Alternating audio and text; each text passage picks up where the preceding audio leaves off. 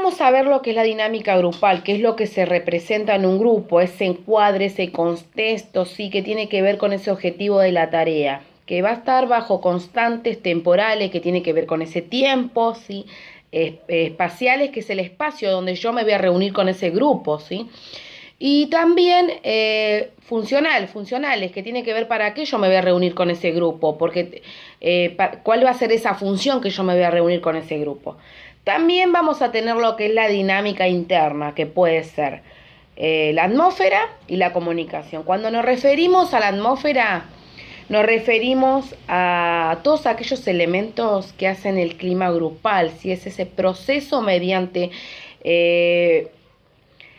se relaciona el grupo, donde se crea lo que es la armonía, ¿sí? La calidez, ¿sí? Donde se va a dar esa la mutua relación, ¿sí? Donde se va a dar lo que es esa integración, ¿sí?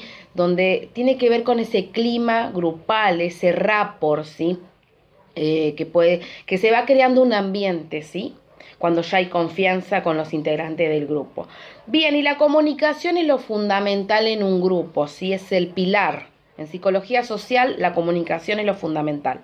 Bien, donde la comunicación puede ser verbal, mediante la interacción, esas relaciones que establecemos con el otro, mediante las palabras, ¿sí? Y no verbal, que puede ser a través de gestos, la postura también comunica algo, ¿sí?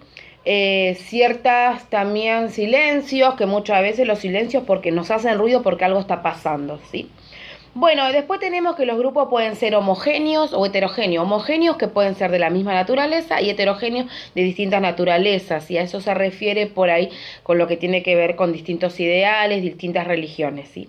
Bien, también tenemos lo que los grupos van a tener ciertos tamaños. Grupo pequeño va a ser hasta 12 personas, grupos medianos hasta 40 y grupos grandes más de 40.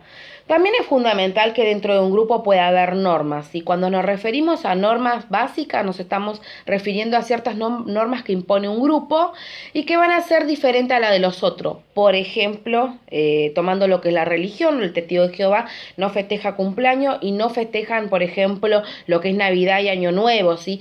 Que va a ser diferente sus normas a lo de los demás, ¿sí? ¿Sí?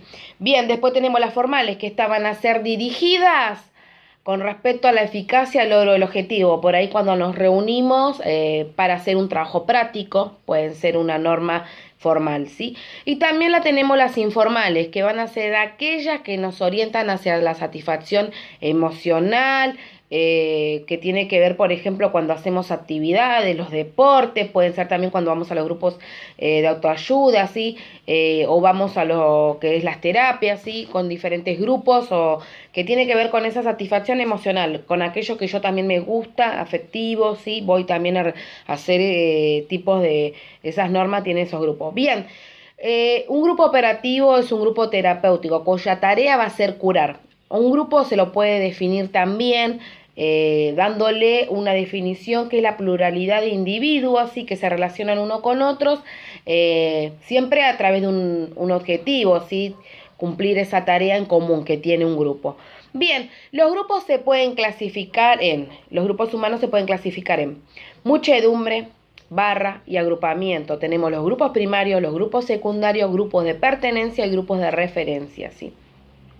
Donde tenemos la muchedumbre, son aquellas personas que se van a reunir en un mismo lugar, van todos ahí, ¿sí? Pero no lo acuerdan, ¿sí? Por ejemplo, una playa, van de vacaciones, van a satisfacer ese objetivo que es descansar, pero nadie se acuerda, no acuerdan un pacto para reunirse, sino que todos van ahí, ¿sí? Barra, son todos aquellos que piensan de la misma manera, ¿sí? Lo que los reúne es lo afectivo, tienen los mismos gustos, ¿sí? Es más importante andar juntos que por ahí las actividades que realizan. Por ejemplo, un grupo de rock, los chicos que las barras que se están en las esquinas, ¿sí? Que los reúne por ahí la afección, ¿sí? Esos grupos de amigos.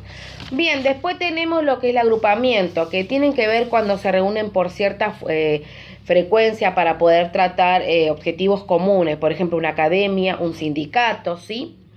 No importa la cantidad de miembros que hay, ¿sí? Bien, después tenemos los grupos primarios. Los grupos primarios son aquellos grupos que, bueno, son números reducidos, donde los une más lo afectivo y la solidaridad, ¿sí? Siempre se van a mostrar más espontáneos, ellos importa lo que piensan y no las críticas, ¿sí? Por ejemplo, los grupos que se pueden reunir pueden ser los grupos de amigos, grupos familiares, ¿sí? Eso van a ser ejemplos. Por ejemplo, en un grupo primario como lo que es la familia, surgen las afinidades y las creencias comunes, por ejemplo, la edad, ¿sí? Después tenemos los grupos secundarios. Estos grupos, bueno, son su meta a lograr, ¿sí? Tienen intereses compartidos, no son tácitos, son reconocidos por todos, ¿sí? Tienen una organización más formal. Su cohesión grupal depende de los objetivos que tengan, sin esos comunes que van a tener. La comunicación de ellos a través de escritos. Por ejemplo, un grupo secundario puede ser un grupo que es en el Poder Judicial, ¿sí? En la justicia, donde la comunicación de ellos a través de escritos, ¿sí? Informes y pedidos, todo a través de escritos. Bien, eso es por un lado.